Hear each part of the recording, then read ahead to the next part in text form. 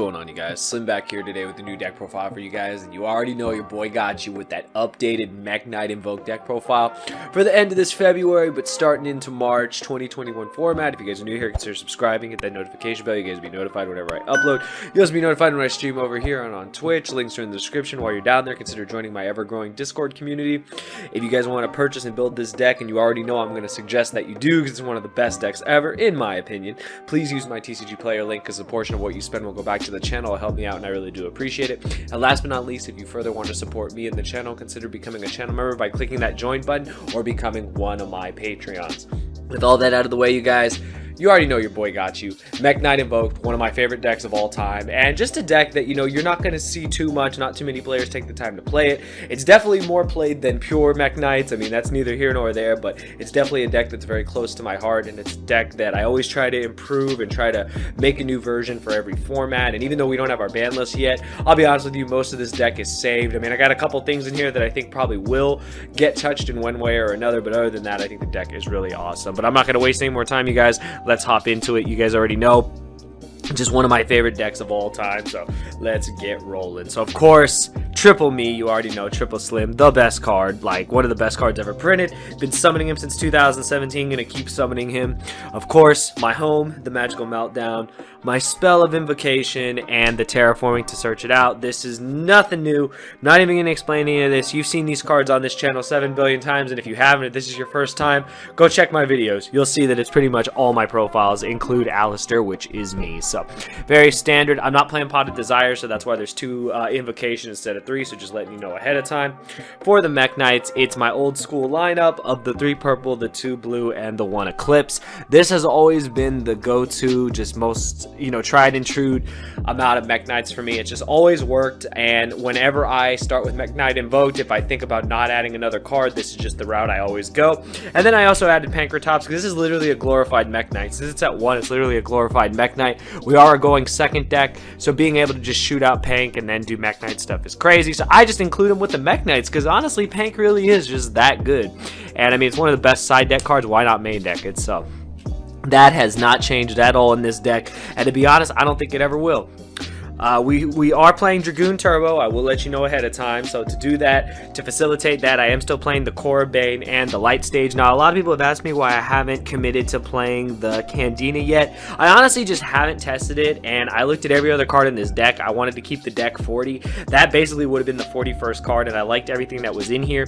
The way I play the deck, I just always want to see Alistair. Like, I really hope to not have to just go Trickstar cards, but I can completely understand the people that do play it. It does make a lot of sense because activate Light Stage, get Candina, get Korribane. There you go. There's your Verde play. But for me, I'm just trying to play it with Alistair and the MEKK-KNIGHTs, so that's why I chose not to actually play Candina. I feel like if I played just like the pure Dragoon Invoke deck, I probably would play something similar to that because I wouldn't be playing MEKK-KNIGHTs as extender, so having the extra Trickstar normal summon would be fine. But this card's great. Like, just being able to lock back row is super important. There's a lot of back row decks this format, so Light Stage actually really comes in handy, and Korribane, of course, just being that free summon to get you started. So that's just to extend. And then for the Red Eyes engine, now I did take some inspiration from one of the lists that did top 8 one of the UK extravaganzas, because I originally had only 1 copy of Red Eyes Fusion in here along with the vanillas. Shout out to my boy Pete. You already know, because I had to downgrade to freaking commons because I got so freaking tired of drawing these guys. And let me tell you, even as commons, you may draw them, but I got the OG art, so it's nice like that. You already know I'm an OG, so I gotta have the OG arts. So the reason behind 2 Fusion, I was never really a fan of it until I realized, you know, learning from other players what they said. So if you hard draw the 1 Red Eyes Fusion, and obviously you go to hard activate it, and it gets ashed, the vanillas are dead in your deck. The Verde is dead in your deck. You'll never get to resolve and summon Dragoon. However, by having a second copy, you still have the potential to Verte out the second copy or draw the other copy. Now, that could be neither here nor there, depending on how you feel about that. But Dragoon is such a powerful card this format that I'd rather have more access to it than not. And having to just play 1 extra copy of Fusion really isn't that bad. At worst, it becomes a discard for Mekka. On to the hand traps. Now, you guys already know this always changes, but you know, every format I always try to dignify why I'm playing certain ones, and of course these are always format dependent. I've got the triple Ash, the triple Crow, and the triple Skullmeister. So this is pretty standard, I would say.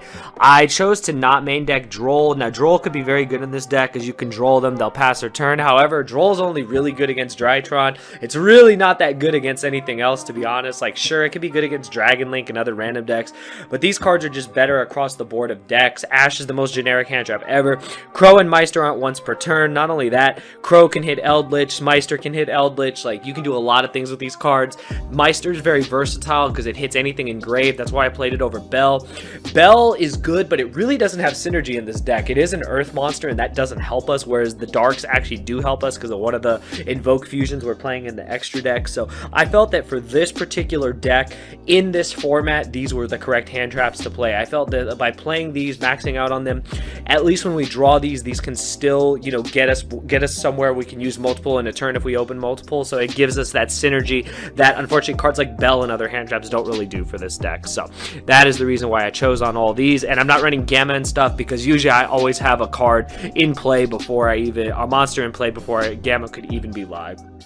And then to round out what I call the hand traps, the thing that changed is I was playing 2 Gamma still, but similar to pure MEKK-KNIGHTs, you guys already know, Tri-Brigade, the Bird Up deck, that deck's very real. The Wind statue is very real. If you notice something, none of these monsters are wins, so you know, we kind of hard lose if we don't draw this or another card we're playing in the main deck. So gotta respect the format, gotta play the Godarlas. It's the best one for this current format because you gotta be prepared for the Bird Up deck, and I just want to respect it. 27 is big, but we can get over it the way we play the deck, similar to pure MEKK-KNIGHTs. On to the spells. Unfortunately, this is where it gets expensive, but I'll talk about some budget options.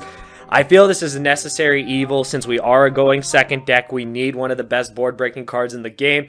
Unfortunately, since we are not pure MEKK-KNIGHTs, we are actually MEKK-KNIGHT Invoked. You have to play Droplet. Now, this is where the two decks differ a lot, and Droplet is very strong in this deck. You can actually get somewhere with Droplet, which is very nice. Summoning Alistair, chaining the Droplet is just amazing. It can just get you somewhere against Calamities, against Dragoon, against anything. We have to be able to out them, you guys. Against the Wind statue, like I mentioned, we can't just outright lose to those cards, so that's why I chose to play Droplet, as well as 3 Lightning Storm. Now, Lightning Storm is versatile in this deck because it can either take care of the front row or it can take care of the back row.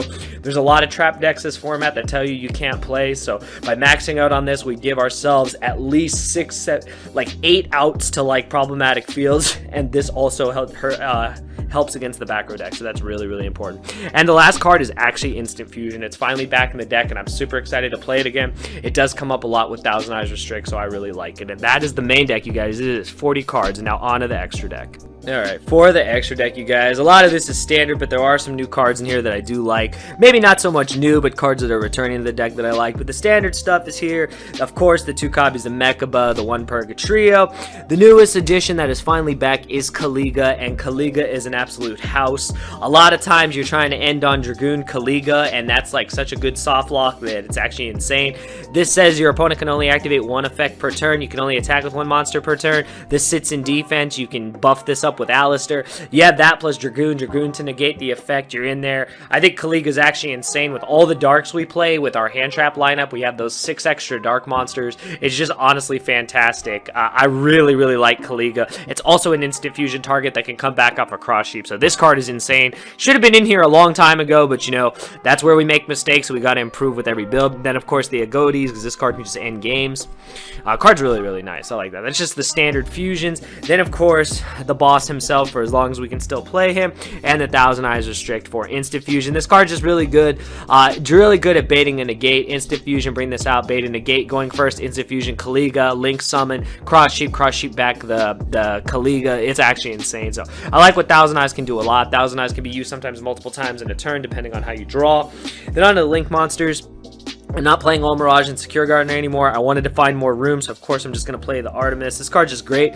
Just standard Link 1 for Alistair, just makes everything easy. Then of course we got the Verde Turbo. You already know Verde Turbo to get to Dragoon. I've got, of course, the 1 copy of Alistair. I still play this card even though I only play 2 Invocation. The main reason is that this card is still Alistair while on the field. If you don't have a way to actually hard drawing Alistair, and believe it or not, sometimes it happens, you got to have the upgraded version of me, so that's why we got this card in here. The Cross Sheep, this is still one of the best cards in the extra deck. This card just creates OTKs out of nowhere, creates so much advantage. I absolutely love this card. And for that reason also, we're playing Celine. You already know Celine will combo with Alistair, and then Celine will, you know, can just upgrade into our access code talker, just OTK the opponent, just very strong. We've got, of course, the Unicorn, just a really good Link 3. And then, of course, my favorite Link 3, the BLS. Shout out to Ghost from the Past for the fact that it's getting a reprint now, so you guys all have access to it. So super happy for you guys. One of my favorite cards, has done work for me in the past, was still doing work for me in this format. I absolutely love this card to death. And last but not least, the already mentioned access code talker to OTK the opponent.